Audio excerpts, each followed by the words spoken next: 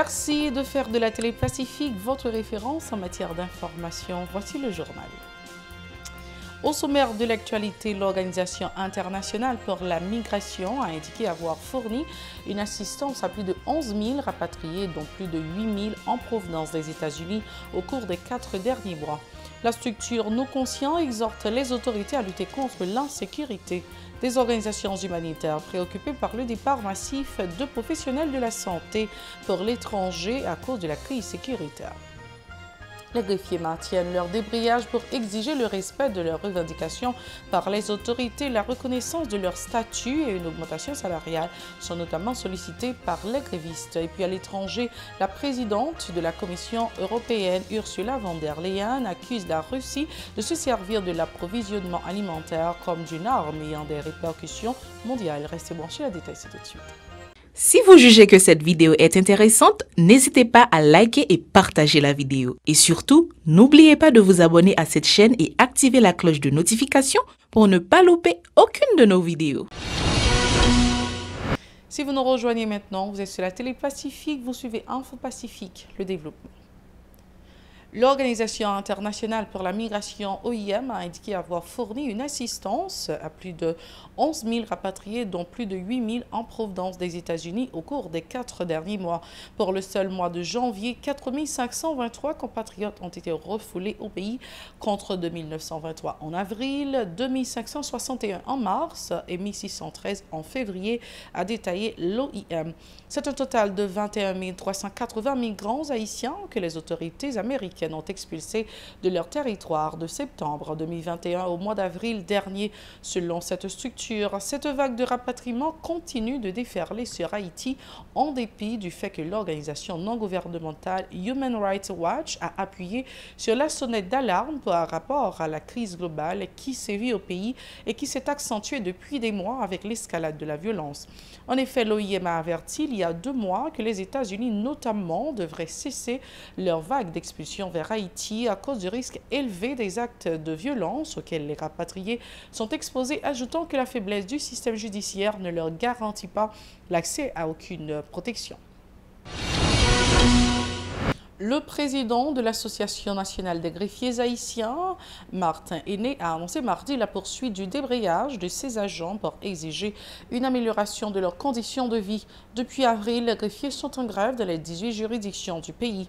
L'État doit reconnaître le statut des greffiers, leur accorder une augmentation salariale, a déclaré le président de l'ANAG, Martin Aîné, qui appelle ses collègues à ne pas baisser les bras. Martin Aîné est joint au téléphone par Hirsch Résil. Appareil judiciaire pour nous capables d'exiger avec l'autorité pour répondre avec différentes revendications qui pendant devant eux depuis un bon nombre de temps. Égal, depuis nous maintenons le modèle de grève ça. Et que malgré Chita nous fait avec l'autorité dans le ministère de la Justice, mais pas encore rien qui concret qui fait. Bon. Le ministre, il est toujours les nous, il montre nous qu'il a une volonté pour être satisfait avec besoin de greffier, mais c'est bien malheureux. Bon côté ministère des Finances avec primature que l'autorité ou même pas de volonté pour satisfaire nous parce qu'on est le ministère lui-même pour compte parle, il n'est pas capable de satisfaire nous sans participation autorité ça. Moi ça pas seulement nous-mêmes on connaît grève là les volontaires qui de doyens tout qui tout puissant parce que ce prend doyen Port-au-Prince doyen Bernard-Serville sont doyens tout puissants. C'est un doyen, il est greffier pâle. Si l'entrée dans le bureau, il passe un greffier au bureau de Popous. Un greffier, il n'a pas de droit d'entrer dans le bureau doyen pour aller pétiser ni à faire litige avec un autre collègue greffier. C'est greffier même qui pour sensibiliser, pour connaître que ça n'a pas demandé pour satisfaire toutes. Égal ça pour pas obéir avec doyen. Mais que parfois tout doyen tout est capable de soudoyer, greffier par les considérés pour esclaves. Égal la passe c'est quand même parce que quel que soit le niveau grève l'emprunt, si doyen les greffier dans des canaux là, les passons à faire parce que personne greffier qui est capable de faire irruption Autre point, ce journal, l'organisation Nous Conscients a encore fustigé l'équipe au pouvoir du fait de n'avoir rien entrepris pour lutter efficacement contre les gangs armés qui terrorisent les citoyens. Le coordonnateur de cette structure, Ebans Kadey, a fait savoir que les actes de violence orchestrés par les groupes armés empoisonnent le quotidien des gens qui peinent à se livrer à leurs activités. Il exige des moyens ainsi que des équipements pour les agents de l'ordre dans le cadre de la lutte contre l'insécurité. Toutefois, Ebans Kadey estime que l'instrumentalisation de la force de police ne la rend pas efficace dans la traque des bandes armées. Écoutons-le au micro de Vladimir Prédeville et Joseph François. Lundi, insécurité, je dis, sécurité, tout le monde besoin, tout le monde a demandé. 29 mars 2022, 24 mai 2022, près de 2 mois depuis que une manifestation historique qui était faite, côté que la population a demandé sécurité, la population a dit à bas la vie chère, la population a dit pas de la corruption. Le constat est clair, près de 2 mois après, malgré par rapport à la question de sécurité, il y a quelques efforts de la police, mais la question de sécurité a arrêté, on question n'a pas adressé, n'a continué à adresser. Pour aucune réponse jusqu'à présent par rapport à problèmes sérieux dans le pays. Et c'est peut-être ça, nos notes de presse du 7 mai 2022, ensemble de recommandations des faits. Nous demandons pour attaquer la question de sécurité de manière provisoire, même si ce n'est pas de manière définitive, un ensemble d'actions qui sont supposées poser. 1. Il faut qu'il y ait un accompagnement de la police. Ça t'a dit, dans le budget république là, tu as supposé qu'il y ait une part plus ou moins raisonnable qui est réservée à la police. Par ailleurs, Ebans Kadey refute l'idée d'organiser des compétitions électorales dans ce climat sécuritaire délétère. Il convient d'abord de dégeler la crise et redonner confiance aux citoyens avant de pouvoir convoquer le peuple en ses comices, a suggéré M. Kadey. Il a aussi évoqué des cas de corruption qui gangrènent la plupart des institutions du pays, appelant à l'intervention de la Cour supérieure des comptes et du contentieux administratif pour sévir contre de telles pratiques. Ebans Kadey a notamment fait allusion au dossier relatif au Fonds national d'éducation. Il est toujours au micro de Vladimir Prédeville et Jocelyne François. C'est la question de la corruption. Nous, on paquet de nègres à faire de gymnastique, nègres qui finissent craser comme Petro-Caribé, tant que Michel Matéli, à faire de gymnastique, il y a pour à tourner dans la tête de l'État pour empêcher le procès Petro-Caribé à faire. Et c'est peut-être ça qu'on a dit, aucune élection en un pays n'est pas possible, pas qu'à faire ensemble avec justement un ensemble de monde sans procès Petro-Caribé. Faut procès Petro-Caribé à faire pour une élection. Nous ne pouvons pas accepter de utiliser l'argent Petro-Caribé pour capable gagner l'élection dans le pays. Ça nous plaît sur lui. Et c'est peut-être ça, nous, les tenants, nous, bataille contre la corruption. Mais nous notre bataille. Et c'est nous-mêmes, nous conscients qui viennent ensemble avec commencer cette bataille-là. Cette bataille à ce que, une audit sérieuse qui fait l'administration publique là, particulièrement sous Fonds national de l'éducation. Les responsables de l'organisation baptisée Programme d'orientation communautaire pour l'avancement des démunis, Procadem, se disent préoccupés par le départ massif des professionnels de la santé pour l'étranger à cause de la persistance de l'insécurité. Lors d'une conférence de presse mardi à Delma, la porte-parole de ces structures, Mamaï Sever, a indiqué que cette situation vient fragiliser davantage le système sanitaire du pays. Elle exhorte les dirigeants à travailler en vue de rétablir un environnement sécuritaire stable sur le territoire pour éviter la fuite des cerveaux nécessaires au développement d'Haïti. Écoutons ces déclarations recueillies par Jean-André Lamartinière et Xavinsky Deramo. Procadem pense jodi a li pa arrêter indifférent dans ça qui passé dans pays parce que nous tous concernés. Situation tellement malouque, même docteur et infirmière yo a mal fonctionné sous toute forme. À cause crise pays a traversé, en pile là-dedans yo obligé à passer misère dans l'autre pays et gen en pile l'autre insécurité disparaître yo. Mes amis, côté ça pralé. Si n'a regardé même l'hôpital, soi-disant yo dit que l'hôpital l'État yo pas fonctionné. Côté chaque jour qui passait, nous joignent 50 à 100 moun k'ap mouri sans compter femmes enceintes et petits bébés parce que yo pas joindre la santé. Côté pour yo aller, tout c'est privé et yo coûté très cher. masse de minyo, pas gen kob pour y aller là-dedans yo. Pour ça, Bokadem décide continuer dans bataille là. Pour le permettre moun qui pas gen rang social yo rale yon souffre ak maladie k'ap fini avec yo. Pendant 13 années, nous avons mené combat dans le domaine santé, éducation, nutrition sociale dans 4 coins pays, côté l'État inactif là, pas jamais présent. Le rectorat de l'Université d'État, en partenariat avec l'Académie de recherche et d'enseignement supérieur de Belgique, a bouclé le 24 mai à Pétionville une rencontre de 2 jours sur les travaux à l'UEH.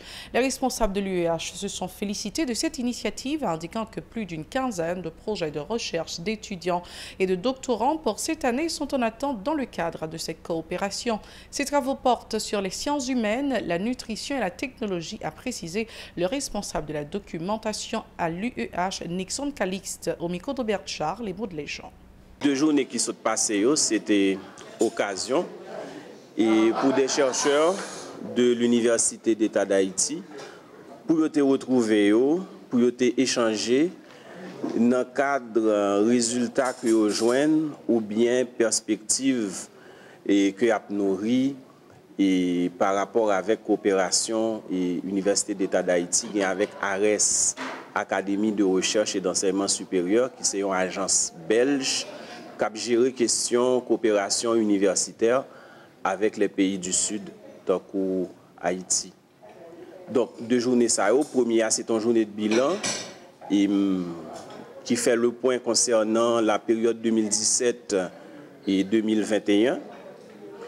Deuxième journée, jeudi, c'est une journée, on va dire, d'exposition côté des chercheurs, porteurs de projets de recherche et profiter signaler projet SAIO et dans le cadre de ça, en espérant que le projet SAIO a retenu l'attention en vue de nouveaux financements, dans le cadre notamment d'une nouvelle coopération qui va redémarrer avec l'ARES.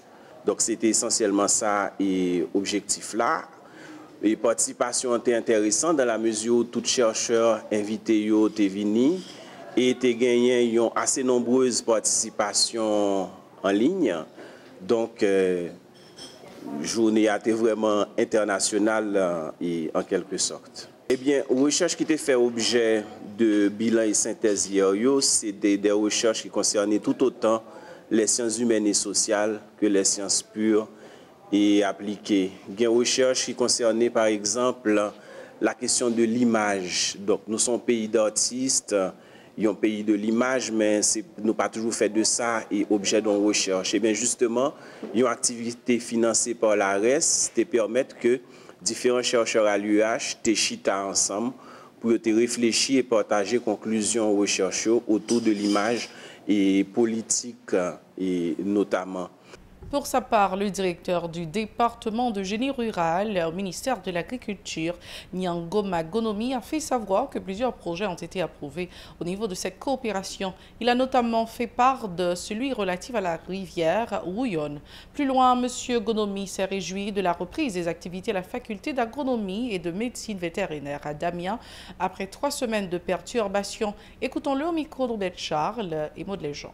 Au niveau de la direction de la recherche, nous sommes vraiment contents pour 2 journées parce que ça permet que la recherche là, au niveau universitaire prend plus galon. Il exprime une certaine vitalité au niveau de l'université parce que pas mal de projets de recherche voulaient participer dans la manifestation, mais il n'y a pas de temps. Donc, c'est son preuve qui dit que, bon, au niveau universitaire, recherche là, même lorsque les traités en parents pauvres, mais il a fait tout ça nous capable pour nous promouvoir. L'autre chose que je t'ai dit, c'est concernant l'utilité d'un certain nombre de projets. Nous avons un projet qui portait sur l'hypertension artérielle. C'est un projet côté que nous prenons les différents produits, les plantes, etc., qui participaient dans la prise en charge de tension artérielle. Et dans 4 projets, ça, les promoteurs ont compté faire une cartographie de la maladie dans le pays, hypertension, Et également faire cartographie de régime alimentaire au niveau national. C'est-à-dire telle zone qui s'amène le plus manger, puis au lié, puis au fond corrélation entre régime alimentaire et niveau de tension artérielle. Et je pense que le projet ça a une finalité, disons, très pratique, parce que le pourra permettre que le ministère à la santé publique et à la population, de la santé publique à la population, capable en quelque sorte d'une idée sur le régime alimentaire et niveau de tension sur le plan régional. Et si il y a des recommandations qui sont pour faire, je pense que le projet ça capable de permettre que y ait des recommandations qui sont capables de faire. C'est la toute fin de ce journal. Merci d'avoir été des nôtres. Restez branchés la Télé Pacifique pour passer d'excellents moments. Au revoir. À la prochaine.